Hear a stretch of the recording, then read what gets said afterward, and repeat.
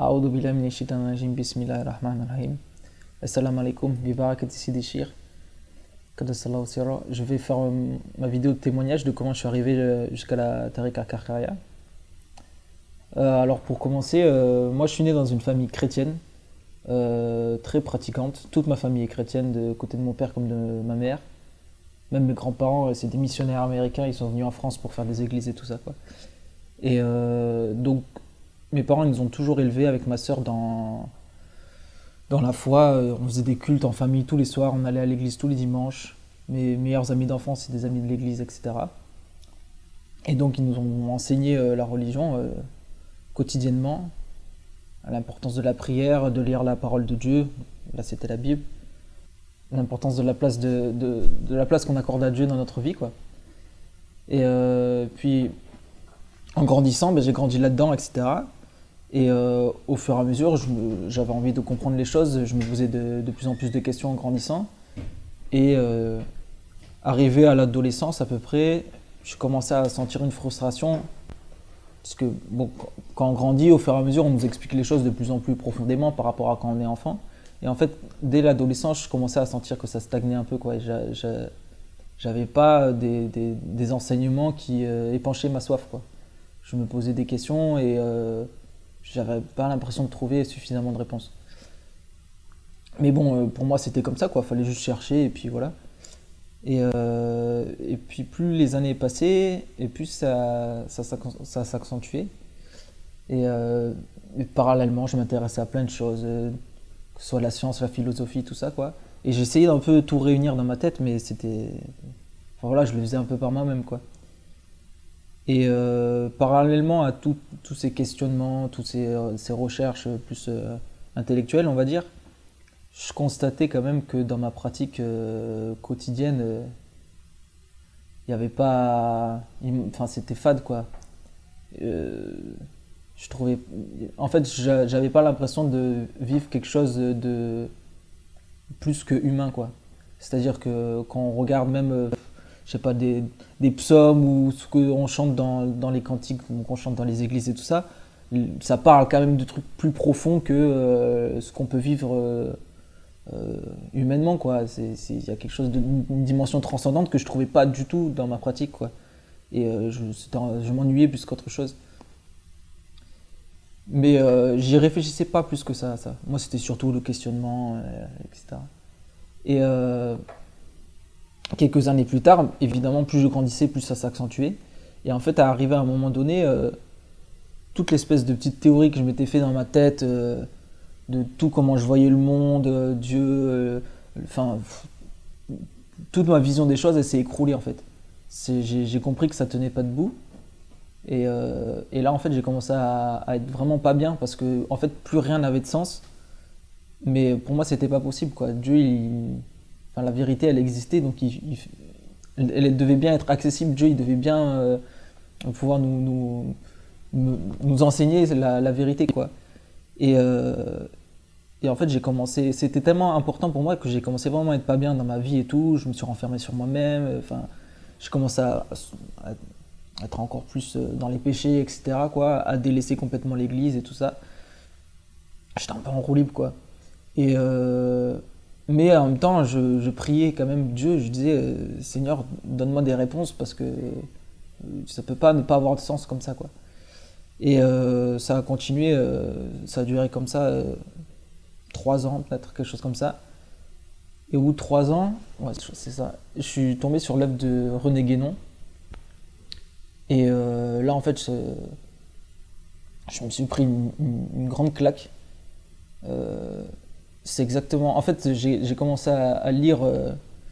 au début, le premier que j'ai lu, c'était Le règne de la quantité et le signe des temps. Et après, je me suis mis à tout lire, ses livres, ses articles, etc. Et là, je trouvais l'enseignement que j'avais pas trouvé chez tous les théologiens, philosophes, scientifiques que vous voulez. J'ai trouvé ce que... C'était ça que en fait, j'ai immédiatement reconnu que c'était ce point de vue-là que je cherchais, quoi.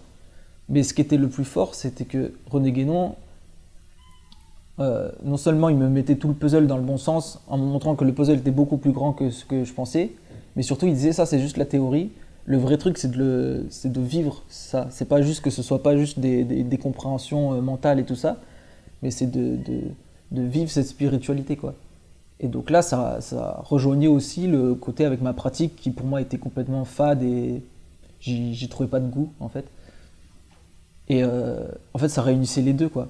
Ça réunissait la recherche de la connaissance et une pratique concrète, quoi. C'était, en fait, pour lui, c'était la même chose, quoi. C'était connaître et être en même temps, quoi. Et donc là, je me suis dit, bah, c'est exactement tout ce que je cherche, en fait. C'est ça que je veux vivre, quoi. Et donc, il explique très bien comment il faut faire pour pouvoir vivre ça. Donc, il faut avoir un maître, etc. Il parle de l'initiation et tout ça. Et donc, j'ai commencé à chercher un maître. Au début, quand même, comme j'étais chrétien, j'ai essayé de chercher dans le christianisme. J'ai rapidement vu enfin, compris un peu de loin qu'a priori, dans le soufisme, il restait des maîtres et tout ça, mais j'avais pas vraiment étudié la question, quoi. Je cherchais vraiment dans le christianisme parce que voilà, c'était la tradition dans laquelle j'étais et tout. Et ça a duré à peu près 2 ans. Et en fait, au bout d'un moment, je suis tombé en faisant des recherches dans la tradition orthodoxe, ils ont une tradition de maître à disciple et tout ça, et en faisant des recherches là-dessus, je suis tombé sur la vidéo d'un fakir, qui s'appelle Mohamed Pierre, et en fait, lui, il avait un parcours qui, sur certains aspects, ressemble, c'est-à-dire que lui, il était anciennement catholique, etc. Il avait un peu fait, il avait lu René Guénon et tout ça, enfin, il y avait des points communs, on va dire. Et lui, il disait que le maître qu'il cherchait, il avait trouvé dans la Tariqa Karkaria, que c'était Sidi Chir, etc. Et donc bah, là, ça m'a tilté très fort, surtout que je me disais, mais il a vraiment, enfin, ça a l'air d'être sérieux. Et donc j'ai commencé à me renseigner, tout ça, mais j'avais besoin d'étudier les choses par moi-même pour voir si c'était vraiment une voie orthodoxe, quoi, ou si. Parce que voilà, on est à une époque un peu compliquée où il y a un peu de tout. Et j'ai passé à peu près 1 an et demi à regarder comme ça, à regarder de plus en plus de vidéos, etc. pour essayer à beaucoup prier aussi pour essayer de comprendre. C'est vrai que je suis passé un peu vite, mais j'ai pas. Tout le temps où je cherchais un maître, je priais beaucoup, quoi. Et vraiment, à la fin, j'implorais vraiment assez intensément. Et c'est là où j'ai entendu parler de Sidi Chir, etc. C'était vraiment, comme pour René Guénon, c'était vraiment une réponse à une prière, quoi. Et donc à force d'essayer d'étudier et puis de prier et tout, au bout d'un moment, je suis rentré en contact avec ce frère. Je lui ai posé quelques questions et tout ça. Et les réponses qu'il m'a données, c'était exactement...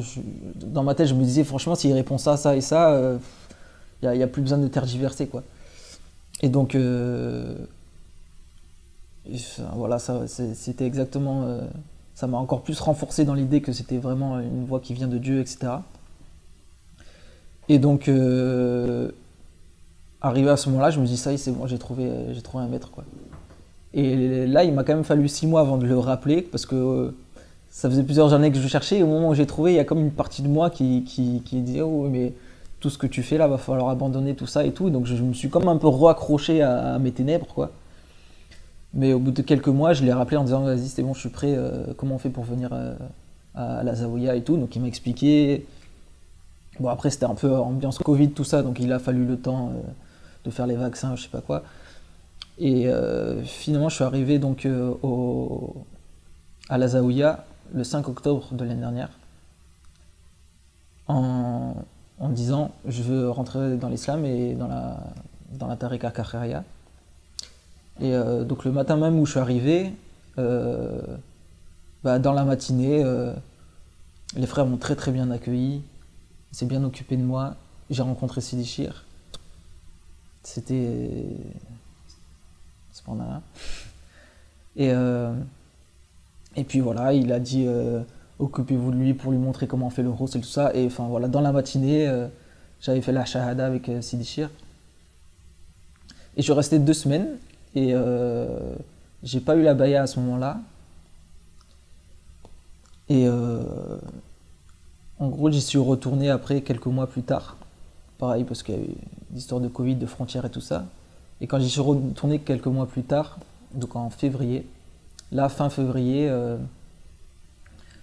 Sidi Cheikh, après la prière de Dor, il y a eu un frère qui a pris la béa et juste après, il m'a dit à moi de venir près de lui. Et donc j'ai pris la béa avec lui. J'étais très. À ce moment-là, j'étais un peu submergé par mes émotions, quoi. Parce que. Alors peut-être que pour certains qui ont cherché pendant 20 ans, 30 ans avant de trouver un maître, chercher quelques années, ça fait pas beaucoup. Mais pour moi, à mon échelle, ça me semblait beaucoup. Et donc c'était comme une sorte de grand soulagement de prendre la béa. Et du coup, bon, j'étais un peu émotif, quoi. Donc je retenais mes larmes. Donc clairement, j'ai pas vu la lumière à ce moment-là parce que je voyais surtout des larmes et des trucs comme ça, quoi. Mais il m'a dit, va te mettre dans un coin sombre, fais du dhikr, etc. Et puis là, ce jour-là et les jours qu'on suivi, j'ai vu la lumière. Et puis voilà, ensuite, là, ça fait quelques mois que je chemine. Euh,